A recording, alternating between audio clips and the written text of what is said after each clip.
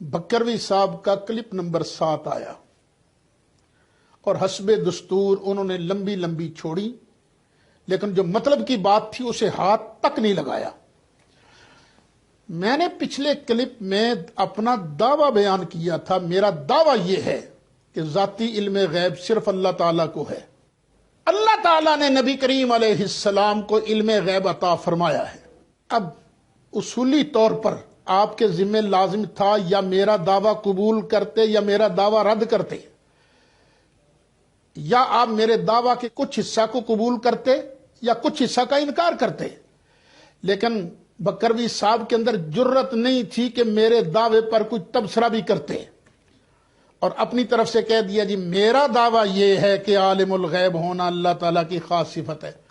بکروی صاحب پتہ بھی ہے مناظرہ کے اندر دعویٰ کون سا کیا جاتا ہے؟ جس میں نزاع ہو۔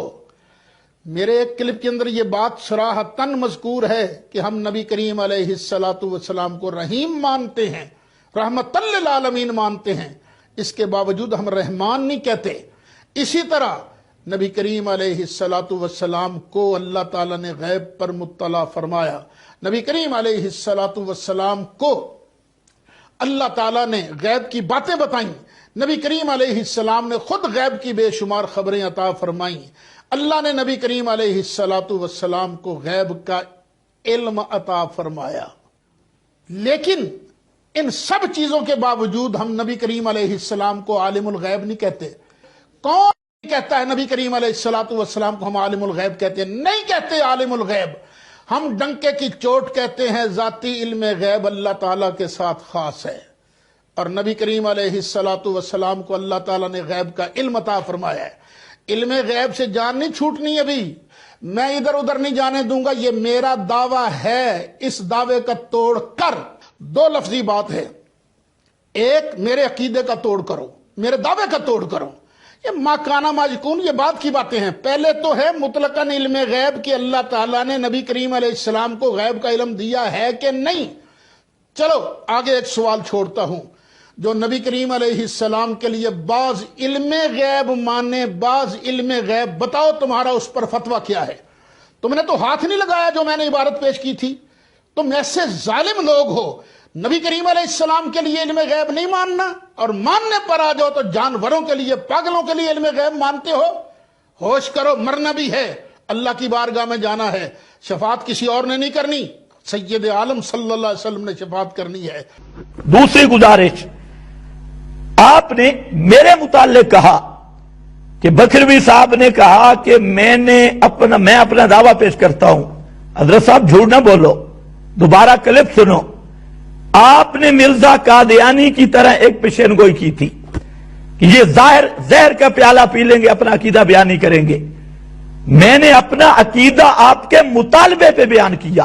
قادیانی آپ سے مطالبہ کرے تم نبی کریم علیہ السلام کو آخری نبی مانتے ہو، دکھاؤ قرآن میں سے محمد آخر الانبیاء، لفظ محمد بھی ہو پھر آخر بھی ہو الانبیاء بھی ہو، تب مانوں گا، وگرنہ نہیں مانوں گا۔ اگر وہ بکروی ضد پر اتر آئے تو پھر اس کے پاس کس طرح بات کرو گے اس سے؟ یہی کہو گے نا، خاتم النبیین کا لفظ موجود ہے، ما کان محمد ابا احد من رجالکم ولکن رسول اللہ و خاتم النبیین۔ تو خاتم النبیین کا صرف اور صرف ایک معنی ہے آخری نبی، وہاں پر معنی کی بات کرو گے نا۔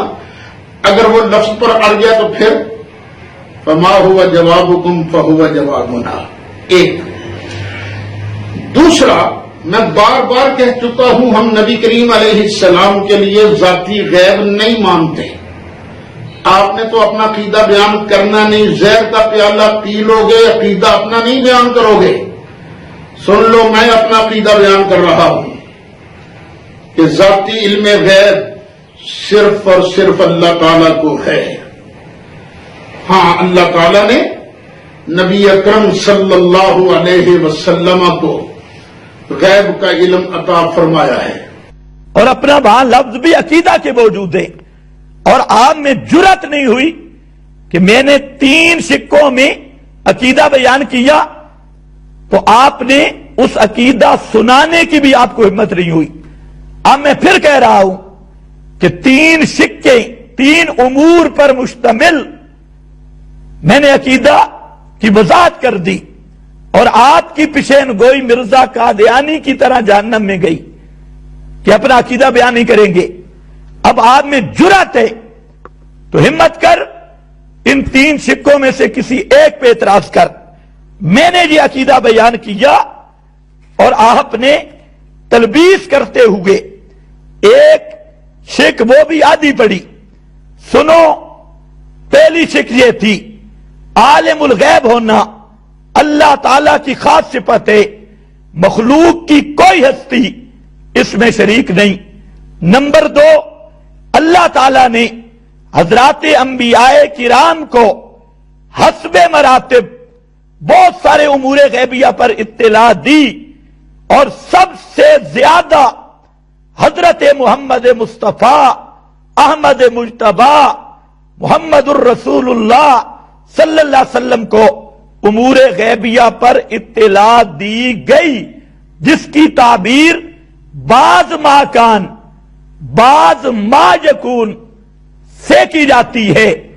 اور نمبر 3، یہ دوسری شک تھی، نمبر 3، جمیع ما کان جمیع ما یکون کا علم محیط، جو آپ کے اعلی حضرت کا عقیدہ، اور آپ نے بھی اپنا یہ عقیدہ بیان کیا، اس کو ایمان سے تعبیر کیا۔ یہ عقیدہ یہ نصوص سریہ قطعیہ کے خلاف ہے، اور یہ عقیدہ خالصتاً کفر ہے۔ یہ 3 شکیں تھی۔ اب میں آپ سے پوچھتا ہوں، آئیں بائیں شائیں نہ کرنا، ان 3 امور میں سے کس امر کے ساتھ آپ کو اختلاف ہے؟ پہلی شک کے ساتھ، یا دوسری کے ساتھ، یا تیسری کے ساتھ؟ اب جرأت کر اور ہمت کر مولوی صاحب، اب بیان کر کے آپ کو کس شک سے اختلاف ہے۔ اب میں دیکھوں گا جو آپ بیان کریں گے۔ اس کے بعد آپ نے یہ بھی کہا کہ ہم نے نبی کریم علیہ السلام کو عالم الغیب کب کہا؟ کون کہتا ہے؟ میں 3-4 حوالے پیش کر چکا ہوں، اور پیر میاں علی شاہ آپ سے بڑا ہے، آپ چھوٹے ہیں، وہ عالم الغیب کا لفظ بول رہا ہے، اور بِإِذْنِ الہی آپ نے کہا تھا۔ میں نے کہا وہاں بِإِذْنِ الہی کی کوئی بات نہیں۔ اسی طریقہ سے آپ کے عبد الحامد، جو آپ کے جماعت کے مجاہد، آپ سے بڑے علامہ ہیں۔ اسی طریقہ سے میں نے اور آپ کو حوالے دیے، وہ کلم میں دوبارہ سن لیں۔ انہوں نے عالم الغیب کا لفظ بولا، لیکن الحمدللہ ہم آپ کے یو ٹرن کو خوش آمدید کہتے ہیں۔ آپ نے کہہ دیا کہ ہم عالم الغیب اللہ رب العزت کے سوا کسی کو نہیں مانتے۔ ماشاءاللہ، انشاءاللہ میرے ساتھ چلے گا تو آپ کی کافی اصلاح ہوگی۔ اب آپ اس بات پہ پکے رہیں۔ باقی 2 شکیں میں نے بیان کی، ان پہ ذرا اعتراض کر کے دیکھیے اور جرأت کیجیے۔ آپ نے یہ کہا ہے کہ اللہ تعالیٰ نے نبی کریم علیہ السلام کو غیب پر مطلع فرمایا۔ نبی کریم علیہ السلام کو اللہ تعالیٰ نے غیب کی باتیں بتائیں۔ نبی کریم علیہ السلام نے خود بے شمار غیب کی خبریں دی، تو اس کا انکار کس نے کیا؟ آپ نے خود کہا ہے کہ دعویٰ وہ ہوتا ہے جو مابین نزاع ہو، جس میں جھگڑا ہو۔ آپ نے یہ کہنے کے بعد پھر یہ تقریر کی۔ میں حیران ہوں آپ اپنی عوام کو کس رنگ میں تلبیس کرتے ہیں، اور آپ میں جرأت نہیں ہوتی کہ ہماری پوری بات بھی آپ بیان کریں۔ ہم آپ کی پوری بات بیان کر رہے ہیں۔ اسی طرح بات چلتے ہوئے آپ نے یہ بھی کہا کہ دوسری بات یہ ہے کہ یہاں مسئلہ وہ کیا ہے جناب، کہ بعض علم غیب کے قائل کا حکم کیا ہے؟ آپ نے کہا میں ایک سوال چھوڑ رہا ہوں۔ حضرت جی، آپ نے یہ سوال پہلے چھوڑا تھا، اور ہم نے سوال کو پکڑ کر اس کا کچومر نکال دیا تھا۔ آپ ذرا پچھلے کلپوں کو سنیں۔ بعض علم غیب یہ ایک مبہم سی بات ہے، اور آپ کو پتہ ہے مبہم پہ حکم نہیں ہوتا۔ آپ نے جو تفصیل کی کہ بعض علم غیب سے مراد جمیع ما کان ما یکون ہے، یہ آپ کے کلم میں موجود ہے، انکار نہیں کرنا۔ بعض علم غیب آپ کی عادت ہے ہر بات سے یو ٹرن لیتی ہے، تو اب نہ لینا۔ آپ نے یہ عقیدہ بیان کیا، آپ کے اعلی حضرت نے بات سے یہ عقیدہ مراد لیا، تو اس کا حکم سن لے، ایسا عقیدہ رکھنے والا قطعی کافر ہے اور قرآن و سنت کا واضح منکر ہے۔ اگر جرأت ہے تو آ میدان میں میرے عقیدے کا توڑ پیش کرو۔ آپ نے یہ لفظ کہا، پھر آپ نے انکار کرنا ہے، یو ٹرن نہیں لینا، آپ کے کلیم میں موجود ہے۔ آپ نے کہا میرے عقیدے کا توڑ پیش کر، اور عقیدہ آپ نے یہ بیان کیا جو اعلی حضرت کا عقیدہ ہے، میرا وہ عقیدہ ہے، اور اس کو پھر آپ نے کہا میرا ایمان ہے۔ جمی ما کان جمی ما یکون۔ سن مولوی سعید صاحب، میں آیت پیش کر چکا ہوں، سورۃ الاعراف کی آیت پچھلے کلم میں پیش کر چکا ہوں، آپ کے پاس جواب نہیں۔ اب سنو آیت نمبر 187 سورۃ الاعراف، ترجمہ غلام رسول سعیدی کا، یسألونک عن الساعۃ ایان مرساہا۔ یہ لوگ آپ سے قیامت کے متعلق سوال کرتے ہیں، وہ کب آئے گی؟ قل انما علمھا عند ربی، آپ کہیے کہ اس کا علم صرف میرے رب کے پاس ہے، صرف میرے رب کے پاس ہے، صرف میرے رب کے پاس ہے۔ لا یجلیھا لوقتھا، نمبر 2، اس کے وقت پر صرف وہی اس کو ظہور میں لائے گا۔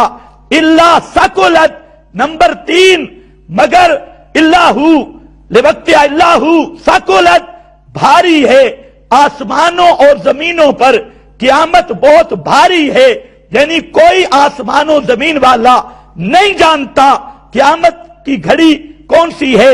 لا تاتیکم، نمبر 4، اور وہ تمہارے پاس اچانک ہی آئے گی۔ لا تاتیکم الا بغتۃ یسألونک، نمبر 5، سوال کرتے ہیں تجھ سے، کأنک حفی عنہ، گویا کہ اس کے متعلق اس طرح سوال کرتے ہیں گویا آپ اس کی جستجو میں ہیں۔